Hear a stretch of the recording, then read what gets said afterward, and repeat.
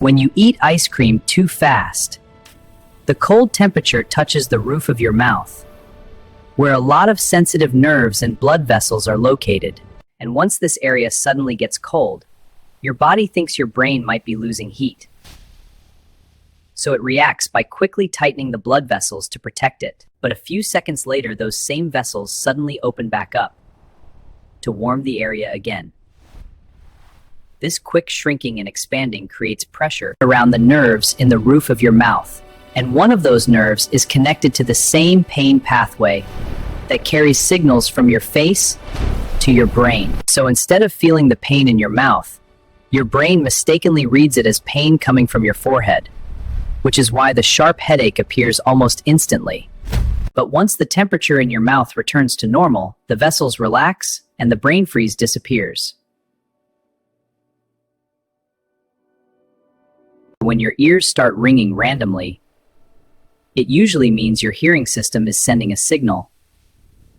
Even though no real sound waves move through your ear canal, vibrate your eardrum and pass into the inner ear, where tiny hair cells bend back and forth to create electrical signals for your brain. But sometimes these hair cells can get irritated from loud noise, pressure changes, earwax, stress, or even just in brain emitting signals through the hearing nerve. Your brain tries to understand those signals like it would any other sound. But because there is no outside noise causing them, it turns the confusion into a high-pitched ringing, buzzing, or humming. And once the hair cells calm down, or your brain stops focusing on the signal, the ringing slowly fades away. When your fingers stay underwater for too long, the outer layer of your skin starts absorbing water and swelling slightly.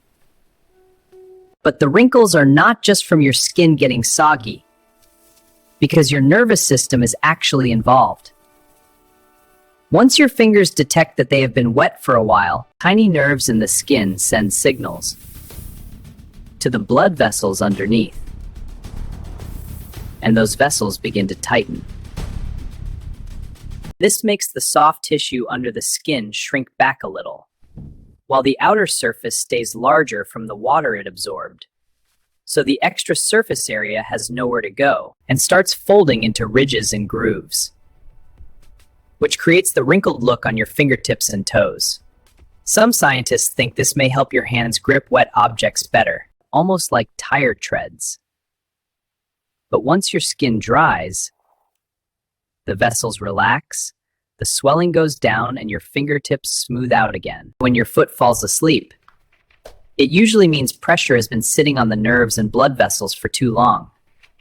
This can happen when you cross your legs, sit on your foot, or stay in one position, because the weight of your body squeezes the soft tissues underneath. Once those nerves are compressed, they struggle to send clean signals back to your brain. And the blood flow around them can also slow down. So your brain starts receiving weak, messy information from that area, which makes your foot feel numb or disconnected. But when you finally move and remove the pressure, blood flow rushes back, and the nerves suddenly start firing again. Those returning signals can feel like tiny electric shocks, pins or needles moving through your foot, until the nerves calm down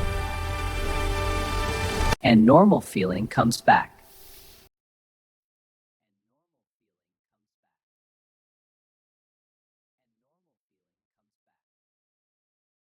When your stomach growls when you're hungry, it does not mean your stomach is literally begging for food, because your digestive system keeps moving. Even when there is almost nothing inside it, your stomach and intestines use waves of muscle contractions to push leftover liquid gas and tiny bits of food through the digestive tract. But when the stomach is emptier, there is more open space for those air bubbles and fluids to slosh around, and as the muscles squeeze everything forward, the moving gas and liquid create rumbling vibrations that echo through the hollow space, making the growl sound louder.